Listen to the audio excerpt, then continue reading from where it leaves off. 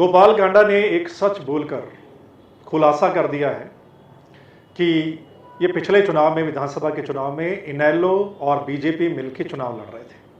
Gopal Kanda BJP के सहयोगी हैं और अगर गोपाल कांडा बोल रहे हैं तो इसका मतलब वो सच बोल रहे हैं। लेकिन ये सच सामने आने के बाद आपने देखा होगा कि इनेलो भी बैकफुट पर है और बीजेपी भी बैकफुट पर है। उनको लगता है कि सच सामने आ गया, अब लोग बात करेंगे, चर्चा होने लगी पूरे हरियाणा में कि ये क्या चल रहा है।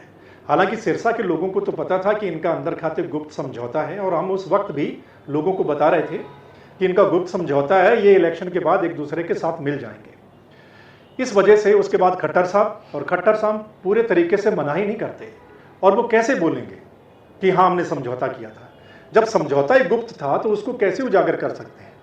उसके बाद फिर इनेलो के जो विधायक हैं अर्जुन चौटाला, वो सामने आते हैं और वो वहम निकालने की बात करते हैं कि अगर किसी को वहम है तो वो इस्तीफा देने के लिए तैयार है। तो मैं यही कहूँगा कि बहुत अच्छा मौका है, आपको इस्तीफा दे देना चाहिए और मैदान में आ जाना चाहिए। और अगर आप वहम निकालने की बात करते हैं तो इस्तीफा दीजिए, दोबारा चुनाव होगा और सभी को पता चल जाएगा कि कौन कितने पानी में है। पिछली बार तो बीजेपी इनेलो का साथ दे रही थी, लेकिन अब मुझे लगता है कि बीजेपी इनेलो का साथ नहीं देगी। और अगर नहीं देगी, जिसकी वजह से इनेलो ने, आप देखिए ना गोपाल कांडा क्या बोल रहे हैं कि खट्टर साहब का फोन आया कि रानिया की सीट कांग्रेस जीत रही है, भाई कुछ करो, यानी इनेलो की मदद करो और जिताओ। उसके बाद इनेलो जीती है। तभी मैं कह रहा हूं कि इस्तीफा दें। अर्जुन चौटाला जो बोल रहे हैं, अगर वो बोल रहे हैं तो सामने मैदान में आए, पता चल जाएगा, दूध का दूध पानी का पानी हो जाएगा। उनका तो चैलेंज है कि उनका संगठन बहुत मजबूत है, किसी की जरूरत नहीं है उन्हें। अगर इनेलो का संगठन मजबूत होता या इनेलो मजबूत होती तो उनको फिर बीजेपी के सहारे की जरूरत क्यों पड़ती, मुझे ये कहना है। फिर अपने आप चुनाव जीत जाते। फिर बीजेपी के कहने पे इतने कैंडिडेट्स क्यों दिए पूरे हरियाणा में, और बीजेपी ने इनेलो के कहने पे कैंडिडेट दिए। आप देखिए एलनाबाद, डबवाली और रानिया में बीजेपी ने अपने कमजोर कैंडिडेट दिए। किसके कहने पे? इनेलो के कहने पे, ताकि उसका फायदा इनेलो को हो, क्योंकि यहां पर तो बीजेपी का वजूद नहीं था। इसलिए बीजेपी को लगा कि हम तो जीत नहीं पाएंगे, तो फिर क्या करते हैं, इनेलो वालों को जिताओ और रिजल्ट के बाद इनको तो साथ मिला ही लेंगे, वो तो तैयार बैठे हैं। तो ये गुप्त समझौता हुआ था। सर्वमित्र जी, अर्जुन चौटाला का चैलेंज है कि न तो गोपाल कांडा का वहाँ रानी में वजूद है, न सर्वमित्र का वजूद है। अगर सर्वमित्र को वहाँ वोट मिले हैं तो पार्टी लेवल के मिले हैं, सर्वमित्र का पर्सनल वहाँ कोई वोट बैंक नहीं है, वजूद नहीं है। चैलेंज आपको खुद को कर रहे हो। अर्जुन चौटाला बोल रहे हैं कि सर्वमित्र का होल्ड नहीं है, तो मैं उनको ये कहूंगा कि आप लोग तो 4 पीढ़ियों से चुनाव लड़ते आ रहे हैं। आप चौधरी देवीलाल जी के नाम पर वोट मांगते हैं, आप कभी खुद के नाम पर वोट मांगिए, तब पता चलेगा। आप चौधरी देवीलाल जी का नाम का सहारा लेकर पिछले 4 पीढ़ियों से चुनाव लड़ रहे हैं।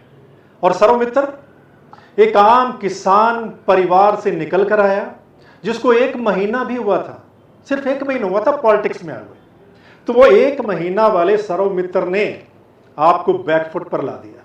आप डरने लगे कि सीट तो गई, फिर आपने बीजेपी का सहारा लिया। तो इससे पता चलता है, आप कह रहे थे कि 40,000 से जीतेंगे रानिया की सीट, कांग्रेस का जो मर्जी आ जाए, लेकिन जब सर्वमित्र आया तो वो 40,000 की जीत धीरे धीरे कम होने लगी और कहां तक आ गई, 4,000 पर।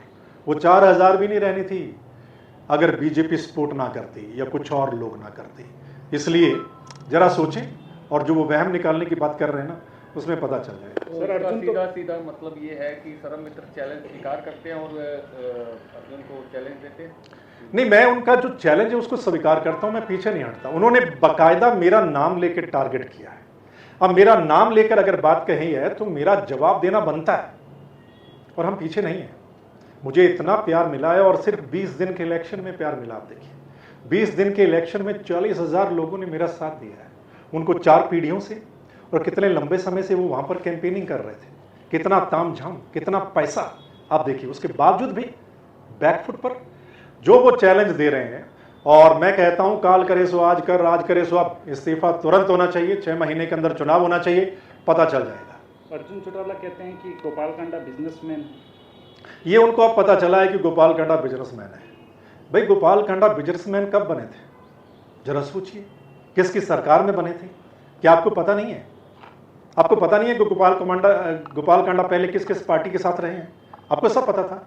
उसके बावजूद अगर आप समझौता कर रहे हैं, गठबंधन कर रहे हैं, तो आप सोच समझ के कर रहे होंगे, सपना तो नहीं आया होगा।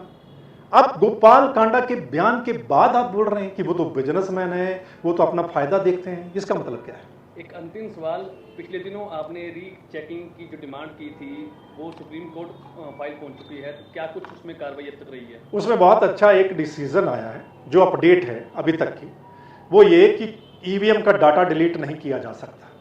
बाकायदा सुप्रीम कोर्ट ने इलेक्शन कमीशन को फटकार लगाई थी कि आप डाटा डिलीट नहीं कर सकते। और आपने देखा होगा मेरी रीचेकिंग और वेरिफिकेशन में जब पहली ईवीएम खुली थी तो इन्होंने डाटा डिलीट कर दिया था। उसी चीज़ को मैंने चैलेंज किया था। अब जो नई अपडेट आई है, मैंने उसके हिसाब से जिला निर्वाचन अधिकारी यानी डीसी को लिखा है और सीओ हरियाणा से मिलकर मैंने दोबारा बोला है कि जो चेकिंग और वेरिफिकेशन का प्रोसेस उस वक्त बीच में रह गया था उसको दोबारा से कंटिन्यू किया जाए, उसको करवाया जाए। सर मित्र, आपने कहा कि ये गुप्त समझौता जो चला बीजेपी इनेलो में, तो ये कहीं ना कहीं जैसे आपने बताया भी कि फोटो भी आई एक मनोहर लाल खट्टर के साथ अभय सिंह और उनके बेटे, क्या कहेंगे? आप देखिए, नतीजे के थोड़े दिन बाद ही अभय सिंह चौटाला जी अपने बड़े बेटे करण चौटाला के साथ दिल्ली में खट्टर साहब से मुलाकात करते हैं इलेक्शन नतीजे के थोड़े दिन बाद। इसका मतलब आप निकाल सकते हैं कि इलेक्शन नतीजे के थोड़े दिन बाद क्यों मिले आप, मुलाकात का मकसद क्या था, क्या कुछ रहा। तो वो चीज़ें अब क्लियर हो रही हैं। जैसा गोपाल कांडा बोले ना, वो चीज़ें क्लियर हो रही हैं कि शायद थैंक्स करने गए होंगे, या और भी बड़ी चर्चा चल रही है कि भाई आपकी, जैसे कह रहे हैं कि गोपाल कांडा कह रहे हैं कि खट्टर साहब की मेहरबानी से रानिया में जीते हैं, तो शायद उस मेहरबानी का थैंक्स करने गए होंगे।